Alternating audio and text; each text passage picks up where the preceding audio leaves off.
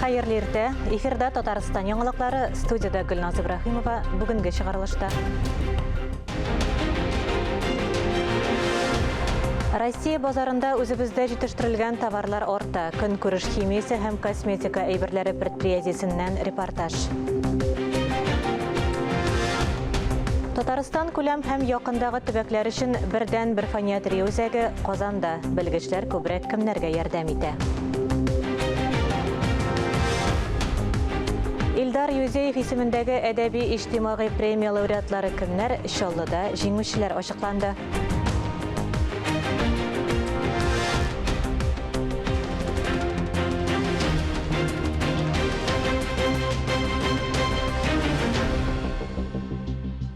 Россия базарыннан шит ил товарлары китә. Илебез җитештерүчеләре алдында яңа мөмкинлекләр барлыкка килде. Көн күреш химиясе һәм косметика әйберләре эшләп чыгаручы предприятиедән чираттагы репортаж. Россия базарында шит ил товарлары кими, үзебезнең эшмәкәрләргә продукция җитештерүне арттыру өчен мөмкинлекләр артты. Россиядә көн күреш химиясе, косметика әйберләренә кытлык көтелми. Зур һәм кече предприятиеләр әлеге тармакта нәтиҗәле эшли. Менә бу компания исемлегендә 50 төрле товар бар. Көн күреш химиясе, чәч, тән өчен косметик әйберләр, башка уникаль продуктлар да бар. Универсальное моющее средство, им можно и постирать, и полы помыть. Универсаль юу чаралары белән кирләрне, идәннәрне юарга, киемдәге тапларны бетерергә була. Шулай ук бездә май тапларын бетерү әйберләре, төрле сөрткечләр, мазь эшләп чыгарыла. Товарлар Калининградтан алып, Көньяк Сахалинга кадәр җибәрелә. 370 компания белән хезмәттәшлек итәләр. Көн күреш химиясе һәм косметикадан тыш, Казан эшмәкәрләре автоюгычлар өчен махсус чаралар җитештерү белән дә шөгыльләнә. В нашем ассортименте порядка 25 видов профессиональной бесконтактной автохимии. Безнең ассортиментта автохимиянең 25 төре, 40-ка якын автокосметика бар. Без автоюгычларда кулланыла торган чараларның барысында диярлек эшләп чыгарабыз. Бөтен Россиядәге кулланучылар заказларын үтибез. Товар җитештерү лабораториядә башлана. Шималның әзер продукцияның сыйфатын контрольдә тоталар. Яңа линияләр булдыру белән дә шөгыльләнәләр. Яңа рецептлар уйлап табалар. Эшмәкәрләр импортны алыштыру сәясәтен актив рәвештә алга этәрә. Можно сделать рецептуру, как раз таки этим мы сейчас занимаемся. Рецептура ясарга була. Нәкъ менә хәзер шуның белән шөгыльләнәбез. Ул тулысынча үзебезнең Шималдан эшләнә. Продукциянең үзенчәлекләрен саклап калганда, кулланучы акчадагы аерманы сизмәячәк. Бу шактый арзанга төшә. Шимал үзебезнең илнеке, бәяләр валюта курсына бәйле түгел. Компания санкцияләрдән кыенлыклар кичерми, киресенчә җитештерүне арттырырга җыена. Төрле крем, лосьон, бальзам, һава ароматизаторлары эшләп чыгарыла. В связи с уходом импортных брендов сейчас на рынке открывается очень много ниш. Шит ил брендлары китү сәбәпле базарда күп урыннар ачыла. Безнең планда төрле һәм яхшы сыйфатлы продуктлар җитештерү, бәяләр дә тотрыклы арзан булырга тиеш. Көнбатыш товарлары акрынлап кибет киштәләрен бушата. Россия бизнесы өчен ул яңа мөмкинлекләр ача. Безнең җитештерүчеләр шуннан файдаланып, киштәләрне үзебездә җитештерелгән продуктлар белән тутыруга йөз тота. Тарис Мөхәммәтов, Ия Кисицына, Линар Хабибуллин, Татарстан яңалыклары. Казанда киләсе елда кайсы урыннарны тәртипкә китерү буенча җәмәгатьчелек арасында тавыш бирү башлана. Сораштыру Республика дәүләт порталында 15 апрельдән алып 30 майга кадәр үткәрелә. Сөкләндерү эшләре торак һәм шәһәр мөхите ил күләм проекты буенча башкарыла. Сораштыру парк, скверлар, елга яр буйларыннан тыш кайсы ишегалларын беренче чиратта тәртипкә китерүгә дә кагыла. 200 ишегалдын сайлап алалар. Алар безнең ишегалды республика программасы нигезендә сөкләндерелә. Узган атнада Лениногорскида Украинадагы махсус операция вакытында батырларча һәлак булган Дамир Исламовны соңгы юлга озаттылар. Татарстан җитәкчелеге исеменнән Дәүләт Советы рәисе Фәрит Мөхәммәтшин каһарман офицерның, туганнарының, якыннарының, дусларының тирән кайгысын уртаклашты. Шулар һәм парламент эшчәнлегендәге башка хәбәрләр белән сезне Алия Галиуллина таныштыра. Дамир үз гаиләсенә генә түгел, бөтен ил каһарманы. 20 яшьлек өлкән лейтенант Дамир Исламов Украинадагы махсус операция барышында Луганск янында сугышка керә. Исламов экипажы 4 бронемашинаны юк итә, тик барысы да һәлак була. Никогда не прячутся за спины своих товарищей. Благодаря героизму, мужеству и отваге Дамира Назировича удалось отбить контратаку противника, нанести ему существенные потери. Лениногорский мәдәният сарайы каһарман белән хушлашырга килүчеләрне чак сыйдырды. Йөзләгән кеше, аларның күбесе Дамирны яхшы белгән. Ул көнне хәтта хәрби ир-атларның йөзләреннән дә күз яшьләре тәгәрәде. Запомнился мне светлым человеком, добрым, всегда мог поддержать в трудную минуту. Батыр сугышчы хезмәттәшләре өчен тугры дус, иптәш иде. Якыннары күңеленә ул шулай уйлап калыр. Дамир Казан танк училищесын тәмамлап, контракт буенча хезмәт иткән. Батырлыгы Россия герое исеменә лаек. Татарстан президенты Рөстәм Миңнехановның гаиләгә кайгы уртаклашуын җиткерделәр. Всегда защищали себя и в Великую Отечественную войну, и сегодня, но еще и выполняем великую миссию помочь русским, помочь нормальным гражданам на Украине, Донбассе. Россия герое исемен Лениногорскида мәңгеләштерәләр. Шәһәрнең бер урамына Дамир Исламов исеме бирелә. Үз ватанын саклаган офицер намус белән бурычын үтәгән. Аны Геройлар аллеясында Бөек Ватан сугышы ветераннары янында хәрби салют белән җирләделәр. Узган атнада Фәрит Мөхәммәтшин ил күләм проектлар Татарстан 2021 конкурсында җиңүчеләрне бүләкләде. Танылган хәрби табиб Бөек Ватан сугышы ветераны Әсхәт Гыйниятуллин бер гасырлык юбилейын билгеләп үтте. Истәлекле көнендә юбилярны парламент рәисе урынбасары Юрий Камалтынов котлады. Парламентарийлар 2-нче этномәдәни студентлар фестиваленең гала концертында катнашты. Максатыбыз да бик әйбәт. Республикабызның төрле дәрәҗәдә уку йортларындагы безнең яшьләребез һичшиксез үзара аралашырга, аңлашырга, берләшергә тиешләр. Киләчәгебез бит менә сездә, кадерле дуслар, яшьләребез. Сез никадәр туган ватаныбызны үзара дус булып, туган телебезне саклап, сез җәмгыятькә игелекле хезмәт итәсез икән, әлбәттә Татарстаныбызның да һәм Россиянең да киләчәге бар дигән сүз. Парламентта сәламәтлек мөмкинлекләре чикләнгән кешеләр проблемалары буенча фикер алыштылар. Әңгәмә республикада кеше хокуклары буенча вәкаләтле вәкил Сәрия Сабурская, социаль иминлек прокуратура органнары, медицина-социаль экспертиза бюросы, кайбер министрлыклар вәкилләре дә чакырылган иде. Иҗтимагый оешмалар, инициатив төркем вәкилләре инвалидлар проблемаларын күтәреп чыктылар. Әйтик, терәк хәрәкәт аппараты авырулары булган кешеләргә индивидуаль тернәкләнү таләп ителә, ләкин регламентта бу күрсәтелмәгән. Депутат Хафиз Миргалимов җәмәгатьчелекне һәм түрәләрне федераль органнарга мөрәҗәгать итәргә яки бу чыгымнарны киләсе ел бюджетына кертергә кирәклеген әйтте.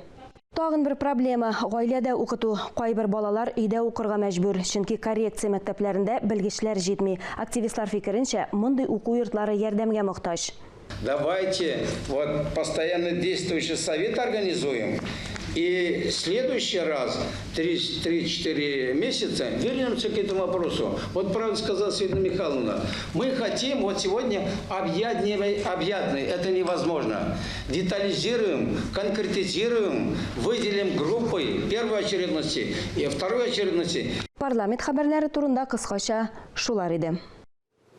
Күчемсез милекне теркәү вакыты сизелерлек кими. Кризиска каршы чараларның 2нче пакетына үзгәрешләр кертелде.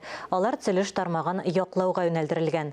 Росреестрдан хәбәр итүләренчә, хәзер бакча участокларын, йортларны һәм җирне милек итеп теркәү өчен 3-5 эш көнедә җитә.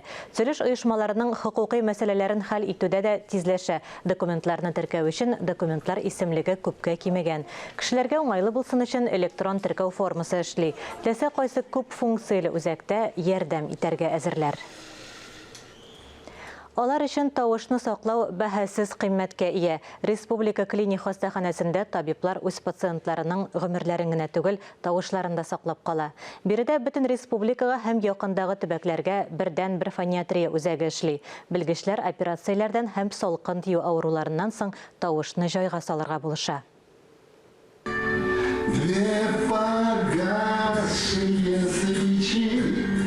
Александр Шопин хастаханә табибларына рәхмәтләрен әйтә-әйтә җырлый. Бер ара җирче егетнең тавышы бетеп торган. Белгечләр давалаганнан соң тавышы кабат ачылган. Операция. Операцию мне сделали на сонной артерии, удалили тромб. Минем йоко артериясына операция ясадылар, тромб алдылар. Шуннан соң тавышым юкка чыкты. Беренче вакытта башкалар белән аралашу бик кыен булды. Сөйләшә алмадым. Хәзер тавышым элеккечә чыга. Александр Казандагы музыкаль төркемдә уйный һәм җырлый. Концертларны кичектереп торганнар. Александр ярдәм сорап фониатрия үзәге табибларына мөрәҗәгать иткән. Биредә табиблар тавышны торгызу белән шөгыльләнә.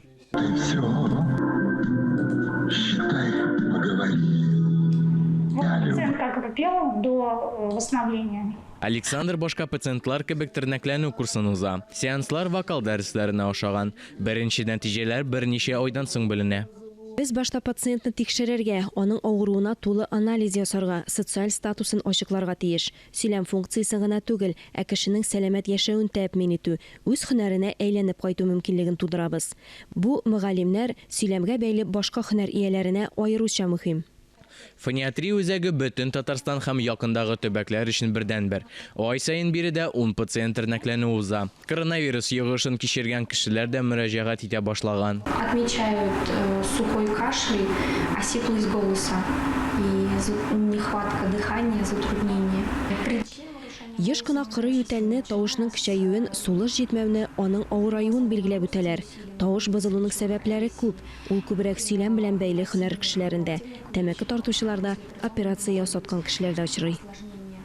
Белгечләр тавышны кабат кайтару өчен төрле сыналган алымнарны кулланалар. Тернәкләнү курсы диагнозга карап билгеләнә. Күпләр элекке эшләренә әйләнеп кайта. Кешеләргә кирәкле эшләрен дәвам итәләр. Искәндәр Гыймалдинов, Фирүзә Насырова, Дамир Мөхәммәтханов, Татарстан яңалыклары. Эфирда яңалыклар программасы матбугат күзәтүе сәхифәсе белән дәвам итәбез. Сүзне журналист Миңназым Сәфәровка бирәм. Хәерле көн, мөхтәрәм телевизор караучылар. Татарны бүген нинди проблемалар борчый? Әйдәгез бу сорауга җавапны матбугат күзәтү аша биреп карыйк. Сагындырга калмасын. Шәһри Казан газетасының беренче битенә чыгарып бирелгән язманың төп эчтәлеге соңгы вакытта без йөз чирә башлаган бәрәңге. Мәшәкате күп, файдасы юк дип аны авылларда да аз гына утырту нормага әйләнгән иде. Иде дибез. Чөнки соңгы вакыттагы вакыйгалар бәрәңге бакчаларының тулысынча утыртылуына китермәгәе. Газета хәбәрчеләре республика халкыннан хәл белешеп, әнә шундый нәтиҗәгә килгән. Бөтен халык исеменнән әйтеп булмый, әмма килосын 50-60 сумнан сатып алырга теләмәүчеләр бәрәңгене быел кабат үзләре үстереп карарга мөмкин. Бәрәңгедән ераграк торучыларга рухи язык булсын өчен шул ук Шәһри Казан газетасы хушлашырга ашыкма. Ялгыз кимә, зәңгәр кыңгыраулар, гармун алды дуслар кебек танылган җырлар авторы, композитор Риф Гатауллин белән әңгәмә урнаштырган. Язмада сыкланырга мәҗбүр иткән нәрсә совет чорында танылган композиторның бүген дә үз җырларын сатып бирмәведер. Риф абыйга алга таба да озын иҗади гомер телик. Халыкның ни нәрсә уйлавын Татарстан яшьләр газетасында да укып белеп була. Чөнки ул башлыча үз укучыларының хат язмаларына гына диярлек. Мамадыш районындагы Ямаш авылында яшәүче Миләүшә Хәйруллина мәсәлән, соңгы вакыйгалар уңаеннан утырып уйлаганнан соң кагазга төшереп булай ди. Вак тияк карак белән төрмәләрне тутырганчы байларның кесәләрен капшый башларбыз, бәлки. Унлаган олигархыңына яншыгын җиңеләйтсәк тә, бу байлык илебездә ирләргә 50-дән, хатын-кызларга 45 яшьтән пенсиягә чыгарга мөмкинлек бирер. Һәм хәзерге кебек 8-9 мең сум түгел, депутатларныкы кебек пенсия түләргә җитәр иде. Халык менә шулай уйлый. Ватан Татарстан газетасы үз укучыларына сөенечле хәбәр җиткерүдән башланып китә. Россиядә төзелеш материаллары эшсезланган. Бар нәрсәгә дә кытырып бәя үскәндә мондый хәбәрдән соң күпләр җиңел сулып куяр. Әмма газета хәбәрчесе сөйләшеп чыккан белгечләр төзелеш материаллары эшсезлануны вакытлы күренеш дип саный. Шуңа да мөмкинлеге булган кешегә төзелеш кирәк-яракларын бүген үк алып калырга тәкъдим итә алар. Газетадагы сөенечле хәбәрдән соң күңелсезенә дә тап буласың. Татарстанда ит бәясе арткан. Дөрес, ит бәяләре булай да түбәннәрдән түгел иде. Соңгы бер атнада ул тагын да арта төшкән.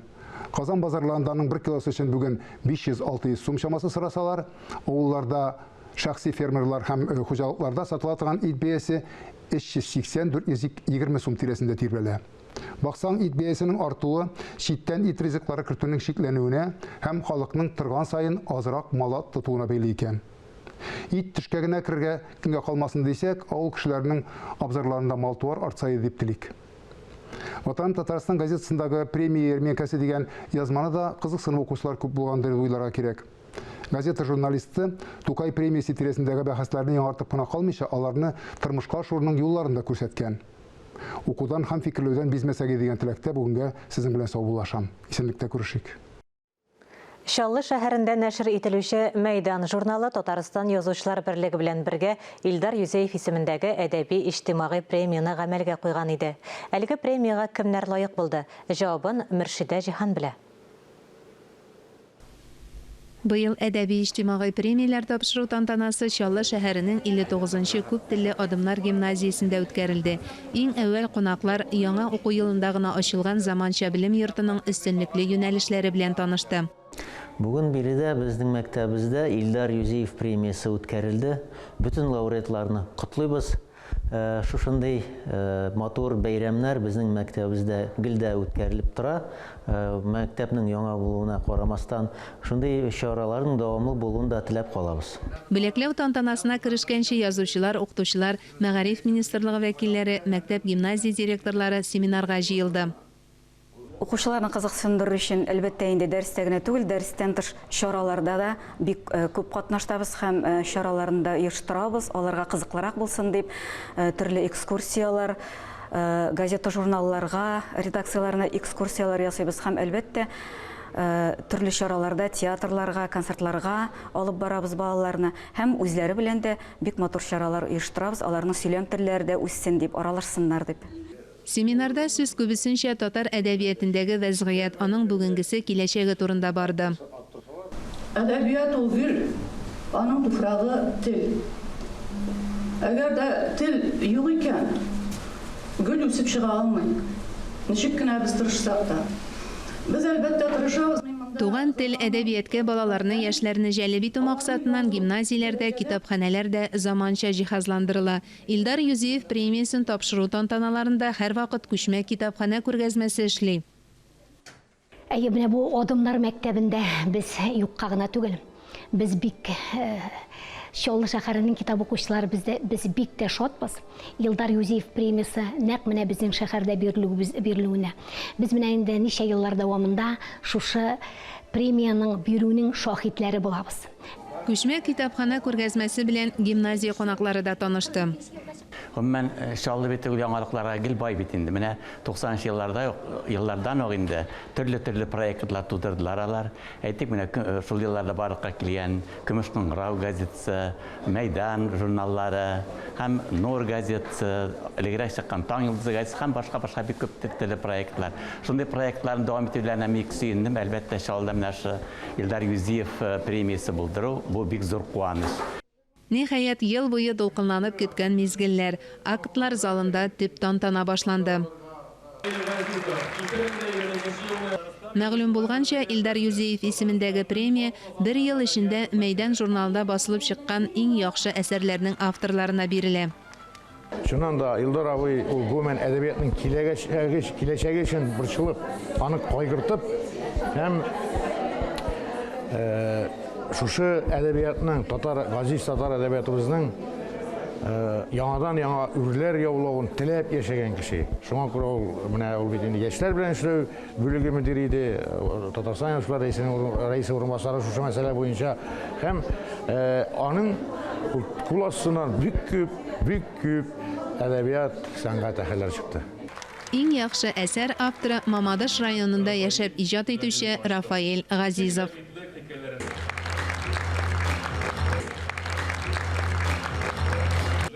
Шундый ук бүләккә Башкортстанда яшәүче шагыйрә галимә Лилия Сагыйдуллина да лайык булды. Мин чынлап та бу премияны шәхсән миңа бирелгән премия дип кенә кабул итмим. Башкортстан җирлегендә безгә кадәр дә бездән әлеге чорда да бик күп татар әдипләре чыккан. Татар әдәбиятына, татар рухына, татар мөхитенә хезмәт итүче бик зур шәхесләр чыккан, Башкортстан биргән. Һәм әле дә биреп тора. Менә бу күзлектән караганда мин бу премияны нәкъ бүгенге көндә Башкортстанда яшәп иҗат итүче, минем каләмдәшләрем, татар телендә иҗат итүче авторларга бирелгән гомуми бәя, гомуми бүләк итеп кабул итәм. Илдар Юзеев премиясының тагын бер үзенчәлеге ул Әмәйдан журналын яшәтүгә, аның абруен күтәрүгә зур көч куйган журнал редакциясе хезмәткәренә дә бирелә. Бу номинация лауреатлары озак еллар журналының мөхәррирләре булып эшләгән Факил Сафин һәм Вахид Имамов. Мин Илдар абый белән бик дус яшәдем. Оралашып яшәдем. Монда бик күп кешеләргә килде ул мин чакырган саен кунакка. Һәм үзенең 70 яшьлек юбилеенда, шушында Чаллыда 800 кешелек концерт залында үткәрдек. Әлбәттә, сәхнәдә үк шаярышып утырдык. Безнең ул дуслык шаян, төрп-төрп сөйләшүләр, башкалар аны искә алып та булмый. Аннары гаҗәпләндерде Камал сәхнәсенә инде. Камал сәхнәсендә 70 яшьлек юбилеен үткәргәндә Чаллыдан Факил Сафин белән мине дә чакырып чыгарды. Олай итү буенча инде. Һәм шунда менә минем гомеремдә, үз гомеремдәге иң матур кичәне Чаллыда үткәрделәр. Шуңа күрә Вахид белән Факилгә рәхмәт дип шаккаттырды. Лауреатларга премия һәм медаль тапшыру барышында танылган шагыйрьнең улы Салават Юзеев та чыгыш ясады. Шагыйрь белән якыннан аралашкан язучылар Илдар Юзеев белән бәйле истәлекләрен яңартты. Ул теләсе нәрсәдән бер шаян сүз табып әйтеп куеп килдереп куйганда, әйтик, мәсәлән, музейлар янына узганда, әнә музей түгел, ул Юзеев бит дип әйтеп торган иде. Мәйдан журналына яздыру буенча булышлык күрсәткән һәм милли матбугатка ярдәм иткән эшмәкәрләр буларак Илдар Юзеев премиясе Әнәк агрофирмасы генераль директоры Фарис Фәтхиев һәм Башкортстанда яшәүче эшмәкәр Фәнир Галимовка тапшырылды. Шунысы сөенечле, әлеге бүләккә лаек булырлык киләчәк буында үсеп килә гимназиядә. Бу да бик мөһим. Мөршидә Җихан, Тахир Хәсәнов, Татарстан яңалыклары. 60 ел элек дөньяда беренче видеомагнитофон уйлап табылган иде. Аның авырлыгы ярты тоннага җиткән. Әлеге җайланманы күчереп йөртү өчен махсус җиһазландырылган автомобиль кирәк булган. Бу видеомагнитофонны Казанда туган Александр Понятов җыйган. Күренекле галимнең тууына 130 ел тулды. Бу дата уңаеннан Казанның социаль көнкүреш музеенда күргәзмә ачылды. Знаменитый аппарат, который открыл видеоэру, именно видео на пленке. Бу дөньядагы беренче видеомагнитофон. Аны 1956 елда Казан шәһәрендә туган галим Александр Понятов уйлап тапкан. Аппаратура авыр була, ярты тоннага якын. 50 000 доллар торган, көнкүреш өчен уланылмаган. Аның каравы, магнитофон тасмасына сүрәтләр һәм тавыш языла башлый. Сирәк нөсхәне музейда саклыйлар. Башта видеомагнитофонга аклы-каралы сүрәтләр төшерелә. Берничә елдан соң чын техник революция була. Видеомагнитофон мәгариф, фән, медицина өлкәсендә кирәгә башлый.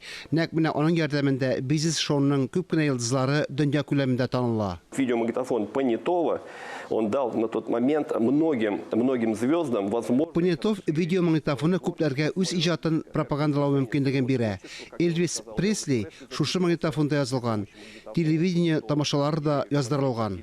80-нче елларда видеомагнитофон яшерен видеосалоннарының алыштыргысыз атрибуты була.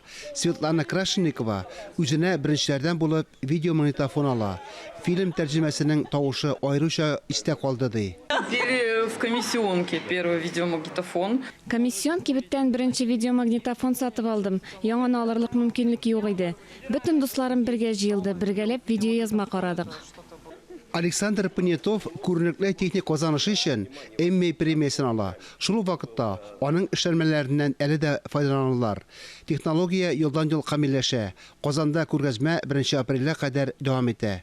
Фарис Мөхәммәтов, Ралина Абрамова, Ира Хамидуллин, Татарстан яңалыклары. Авылга күченеп кайтып, гөрләп тормыш итәләр. Сүзебез Адав Толымбай авылында яшәүче Кәримә һәм Закир Шакировлар турында. 90-нчы еллар башында Кояшлы Ташкенттан күченеп кайткан гаилә яңа йорт тергезеп, җиң сызганып эшли башлый. Күптән түгел хуҗабикә үз кәсебендә булдырган рассада белән шөгыльләнә. Алдагы язма әнә шул хакта. Когда приехали сюда, нам дали... Кәрибә һәм Закир Шакировлар тумышлары белән Ташкент шәһәреннән 90-нчы елларда заманалар үзгәреп китә, тормыш итү авырая. Гаилә хуҗабикәнең әнисе ягына, Адав Толымбай авылына кайтып төпләнергә карар кыла. Беренче вакытта баракта яшиләр. Күп тә үтми йорт салып чыгу өчен участок бирәләр аларга авылда. Мы так радовались, что у нас уже есть свой кусочек земли. Үз куышыбыз булачак дип шатланганыбыз. Җитәкче артыннан ук җипләр алып килдек тә, ирем белән йорт нигезен үлчәдек, казыклар кактык, йортның нигезен өмә белән салып чыктык. Осталар ялласаң түләргә кирәк дип йортны гаилә үз көчләре белән торгыза. Ул вакытта әле мәктәп укучылары булган балалары да эшкә ярап куя. Әти кеше улы белән йортның түбәсен ясый, беренче кайшысын утырталар. 12 яшьлек Наилә көне буе йорт төзегән әнисе белән әтисе янына ашарга пешереп китерә. Полный обед готовила. Денег не было на хлеб. Төшке аш пешерә иде. Ипи аларга да акча булмаган чакларда кызым аны голланд кемешендә үзе салды. Барысын да өлгертеп безгә китереп торды. Әнә шулай яшьләр урамында иң беренче йортны Шакировлар торгыза. Президент программасы буенча бирелгән процентсыз суда акчалары да бу эштә ярдәм була. 3 миллион сум йорт салып чыгу өчен кирпеч һәм цемент алуга кирип бетә. Дали подъемный 500 тысяч на тот момент. Тагын 500 мең сум да бирделәр. Ул акчага без үз башыбызны яңарттык. Ташкенттан кайтканда бер кат күлмәктән кайтып төшкән идек бит. Эштән курыкмый алар, бакча тутырып үзләре үстергәнне кешедән дә җыеп, бәрәңгеләр төяп, якын шәһәрләргә чыгып китәләр. Шул вакытта җирнең чыннан да кешене ашатучы зур байлык булуын аңлыйлар. Күптән түгел хуҗабикә рассада белән шөгыльләнә башлаган.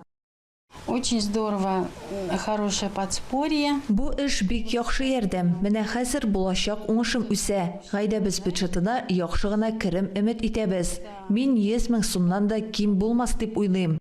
Бакчада әле тагын яңа эрек, шия, слива агачлары утыртканнар. Теплицада җиләк үсә. Киләчәктә аның мәйданнарын тагын да арттырачаклар. Җир эшен яратып башкарабыз. Авылны да үз иттек. Кайтканга үкенмибез диләр Шакировлар бер тавыштан. Алсу Самигуллина, Илнур Кадыров, Татарстан яңалыклары. Әлеге сәгатькә шундый яңалыклар иде. Берничә минуттан эфирыбызны хәерле көн Татарстан тапшыруы дәвам итә. Ә без яңалыклар иҗат төркеме бүгенгә саубуллашабыз. Үзегезне һәм якыннарыгызны саклагыз, сау-сәламәт булыгыз.